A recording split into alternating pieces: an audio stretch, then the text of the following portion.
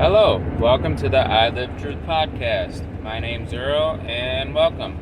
So, I want to talk today about scarcity, false scarcity, abundance, victim consciousness, and just trying to be good. So, if you're new here, make sure to bookmark ilivetruth.com and join the Telegram I Live Truth channel. Just search for I Live Truth. And with that, let's get started. So we're on our second summer at our property, and the first year we're going on our third winter now. We moved right at the beginning of winter, but anyway, I made this little garden the first year, and all of our land, it's all super sandy soil, like not quite like it is when you go to the beach necessarily, but sandy, like for not next to water. And I knew that I had to do a lot of amending to the soil, adding lots of organic matter, all that stuff. Debated whether or not I should just till everything, because that's what most seem to recommend. Oh, just till an area of grass and then start planting there. So what I did, I basically just sectioned off this little area. Well, I mean, it's sort of big, probably like 30 feet by 20, something like that, this rectangle. Maybe 40 by 20, that's probably closer. But I did this, what I heard, this channel, awesome channel, called Nature's Always Right. That's this guy, he was urban farming in California, and he just converted his whole backyard. And it was the first place where I learned about, first time I seen black soldier fly farming, which are these little, like if you go to Tractor Supply and you buy mealworms, you can either buy mealworms or you can buy a combination of black soldier fly larvae, which look just like mealworms, and mealworms, or just black soldier fly larvae, and they're pretty expensive. They're dried. They most people wouldn't be able to distinguish them between a mealworm in the package, but they're super high in protein content, very nutritious fat content. One of the best things that you can feed chickens, essentially, or fish, or any birds. And anyway, he was doing this urban thing in his backyard in California, and he did a walkthrough, a video on lasagna method. So what I did, I didn't till the area. I covered the grass with cardboard, all brown cardboard with no ink on it, or very little black ink, and mostly Amazon boxes, because we ordered a lot of Amazon, but I would rip off the part with the ink on it. And so I covered the whole area with cardboard, and then I used straw, somewhat composted straw from our chicken coop that had been being pooped on and everything for like a couple months. I put that on top of the cardboard, and then I had a pile of compost way in the back of our property that had been going for months, and it was essentially just grass clippings and leaves and our food scraps. This was before we had a lot of birds. But so the cardboard, the straw with chicken manure in it, and then the actual compost. And I think I did 3 layers of this. So cardboard, straw, compost, cardboard, straw, compost, cardboard, straw, compost. And then I put some homemade soil mixture that I mixed myself. I used coco coir, worm castings, vermiculite, what's that stuff called? Perlite, coco coir, and worm castings, and a little bit of our native soil, sandy soil. and it did really well. We planted a ton of. I planted a lot of different things. I didn't really have any kind of system. My girlfriend was saying, you got to plant them further apart. You need to do little sections, blah, blah, blah. I just planted a ton of stuff super close together. And I figured, well, this is how stuff grows in the wild. And it does fine. But pretty much we had peas, green beans, tomatoes, cucumbers, watermelon, all this stuff super close together. And we had green beans for a while. They did really well at the beginning of the season, and then the tomatoes took over everything, and the watermelons. We had a few watermelons, but mostly just a ton of tomatoes. Cherry tomatoes mostly. And this year, winter happened, and I extended the area a little bit bigger. I did till the area and planted. I didn't add much homemade soil mixture.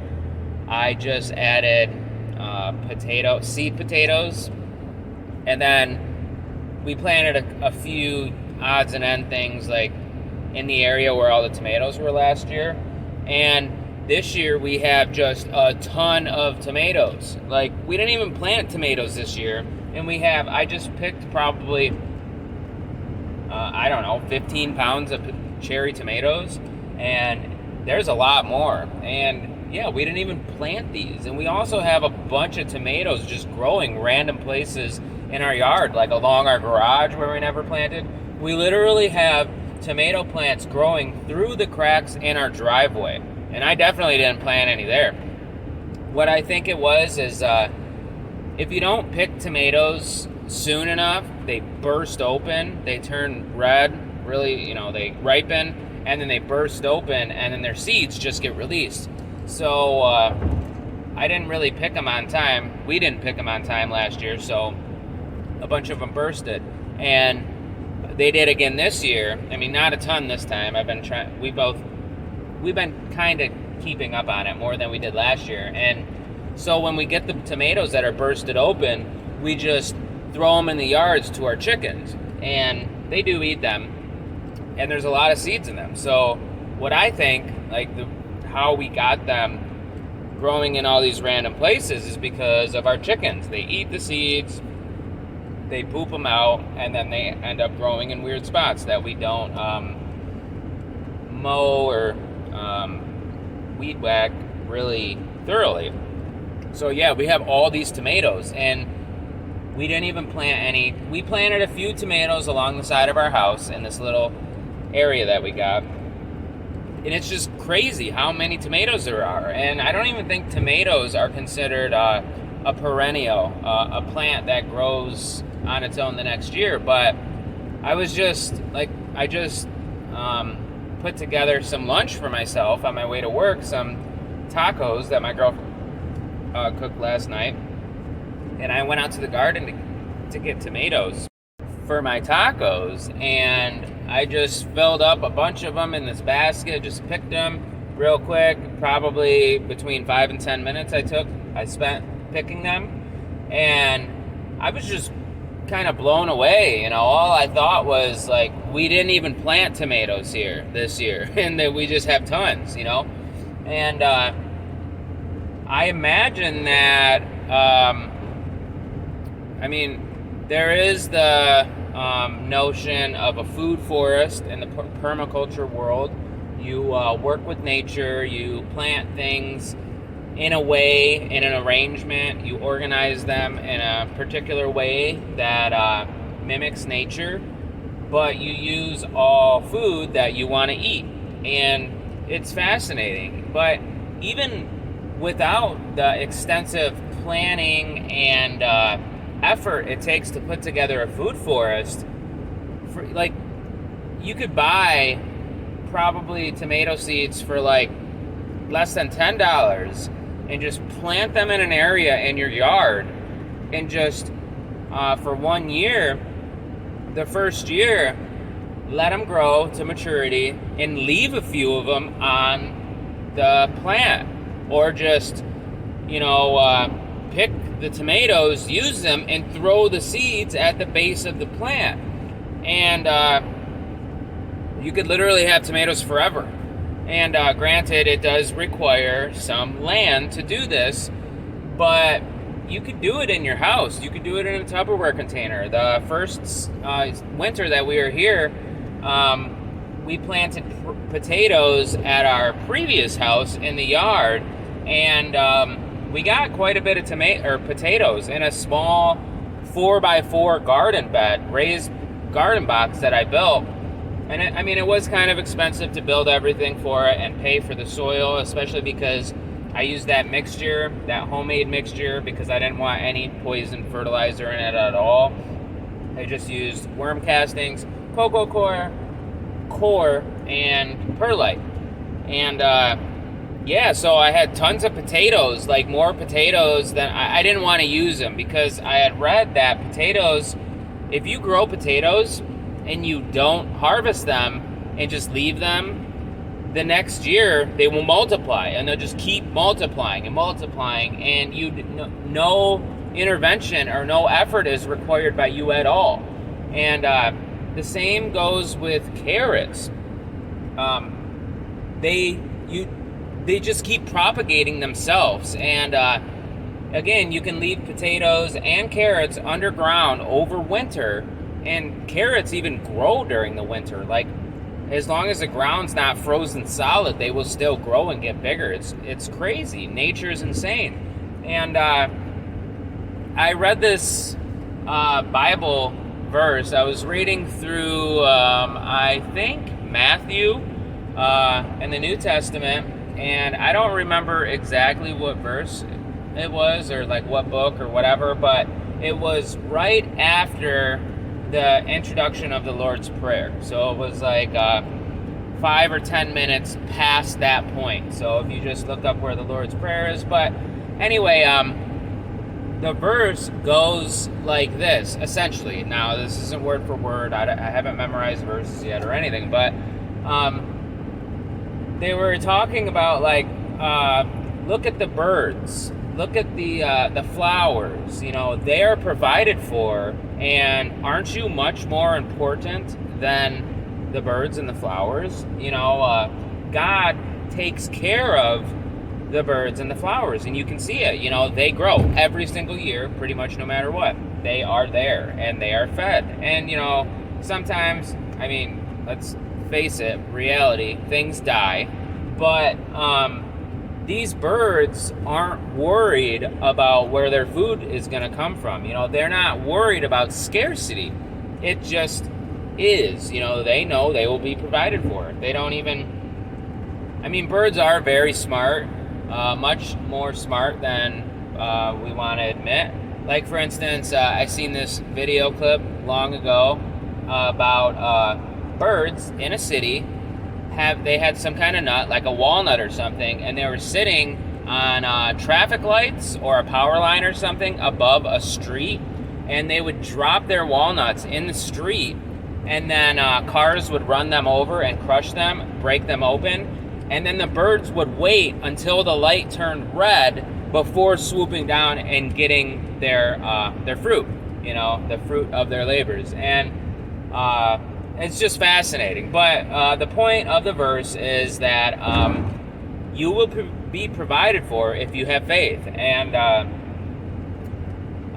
granted, you do have to do a little bit of effort. You do have to plant the seeds, and you do have to water them sometimes, unless you're using a really great system like the Back to Eden method, which essentially is just covering your land with like 6 inches of wood chips, and then the wood chips essentially get soaked in water, act as a reservoir for moisture, and just the roots suck it out, the roots of your plants. Like, there's this video on YouTube, just type in Back to Eden or Eden gardening. There's a documentary. It's awesome. It has this guy. He has an apple orchard, and he was talking about his water bills just being crazy, and droughts, and just severe hardship. And then he heard about this method and just started covering everything with wood chips, and then after that, he didn't even have to add any excess water. He just used the rain, and the plants were doing fantastic. So anyway, my point being that food is abundant, and pretty much I would bet you money that anything that the media says is scarce, or that we're food shortages, those kind of headlines, food shortages, you better prepare, or blah, blah, blah, whatever, the fear-mongering headlines, that's completely false. Or the oil shortages, the gasoline shortages. Now, and energy shortages. Now, don't get me wrong, there is shortages, but they're engineered, you can look up, for instance, oil. The New York Times they have an article on their website about oil wells. After they've been pumped dry, they regenerate themselves. The oil just refills, and scientists can't explain it, because going with the current scientific, the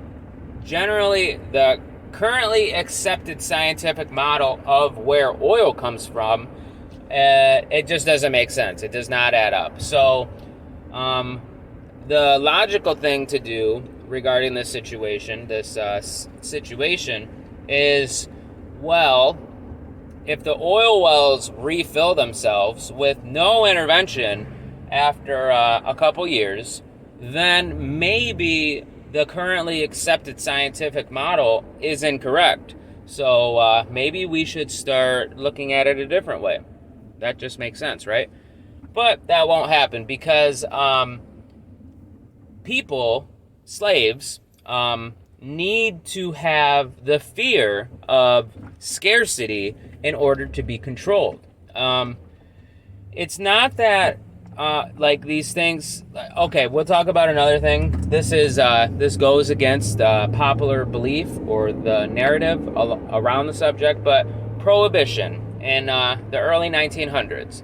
Now, most people, or the story is that whoever was in charge of coming up with the idea of banning alcohol, it wasn't for your health, for the health of the people at the time. What it really was, it was a way to centralize control for gasoline, for oil production. Because before Prohibition, farmers would dedicate a portion of their land for fuel production. You can pretty much use any crop at all to produce ethanol, to produce fuel. And most farmers were producing their own fuel for their tractors and stuff like that. And after Prohibition, the main source of fuel, in terms of like gasoline and ethanol, it was these mega corporations. And but I actually found a really, really good walkthrough on ethanol production, fuel production, and it's not even illegal to produce your own. You just need to get a license from the government, and you may not even have to do that if you truly know the law. But my point is that nothing is scarce. If you're relying on the system to get your supplies, to get your food, to get your fuel, I do think that there is an energy crisis right now. Germany, which I remember seeing articles and news stories, I don't know, probably at least 5 years ago, maybe even 10 years ago, that they were saying Germany is 40% green right now. By 2020, we hope to be 100% green, and one of the more recent ones, still a year or two ago, was saying that they achieved 80% green energy And then just recently, they fired up all their coal production plants for energy again. Yes, energy is going to be expensive. It's going to go up, all over the world. The cost is skyrocketing. I seen somewhere it was like 23 euros to just heat their home in like Switzerland or something. Now, don't hold me to it being Switzerland. I don't know where it was from, but the dollar amount was in euros, and it was a ton. And but you don't have to rely on somebody to keep your house warm. With a little bit of planning, you can build a house that's completely energy efficient, that doesn't require you to heat it in the winter and doesn't require you to cool it in the summer. It just works, it keeps it at a comfortable temperature all year long. And if you do need to warm it up, you can use wood, and granted, a lot of wood burning systems, wood heating systems that are being advertised and that are available to the public without any in-depth research, they're very inefficient. However, there are other systems that are much more efficient, like rocket mass heaters. Now, a rocket mass heater...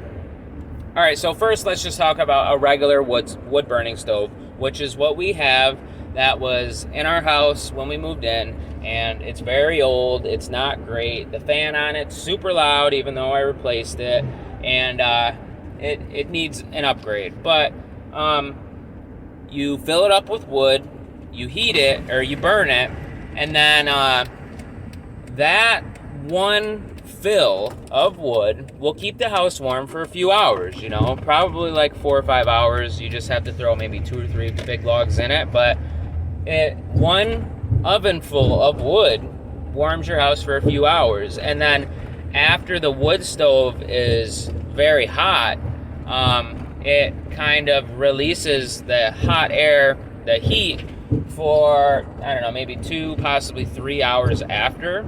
And this can vary depending on the size of your wood stove. But, so, definitely not more than 12 hours off one burn. And these rocket mass heaters, you can find a lot of information about them on permies.org, permies.org. It's a website of people... it's a forum about permaculture. And I can't remember the guy's name that started it, but... there's a series of DVDs, there's books on rocket mass heaters. Just search for rocket mass heaters, and there's this awesome book. I got a copy of it, and it's just fascinating. But a rocket mass heater compared to a typical wood-burning stove, it's like the efficiency is like twice as good, maybe even like quadruple.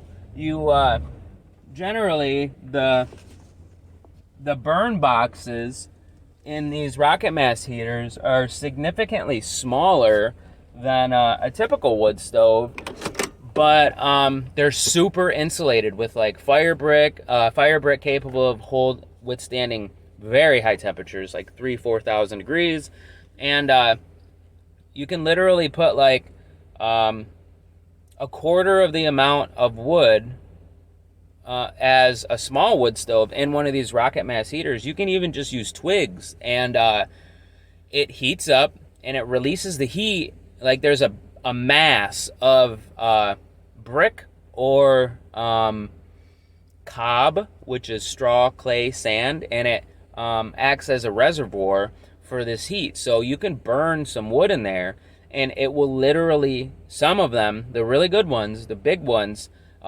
it can warm your house for up to 36 hours after the burn. Now that's incredible. So you could literally use like 5% of the wood that we use to keep our house warm during the winter. But there's a lot of regulations and building code and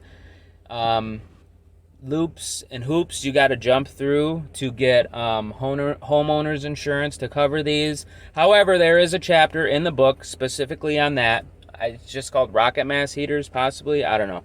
I'll have to leave a comment in the description of this with the exact title. But my point is that the only time you need to be worried about scarcity is if you're actively not trying to be independent or trying to procure the things you need to survive.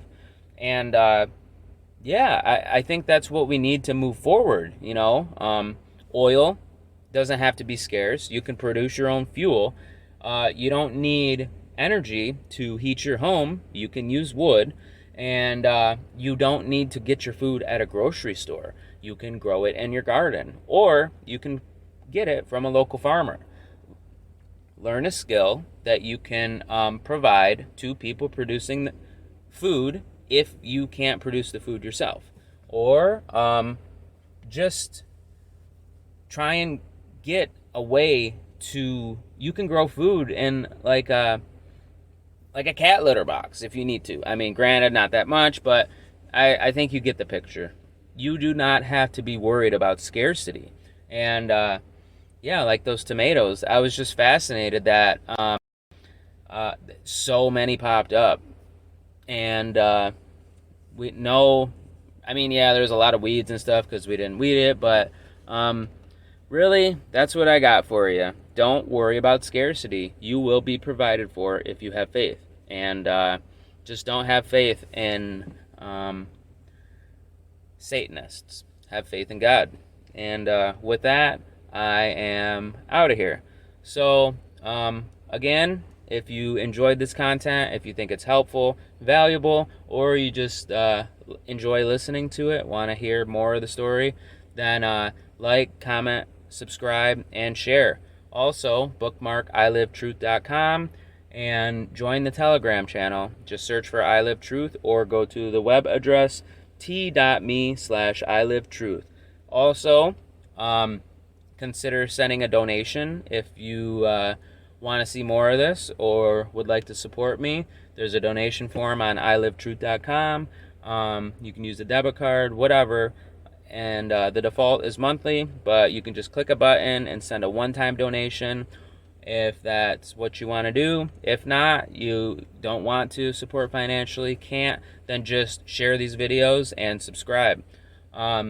With that, I am out of here. Hope everyone's having a good day, and see you later. Scarcity is BS.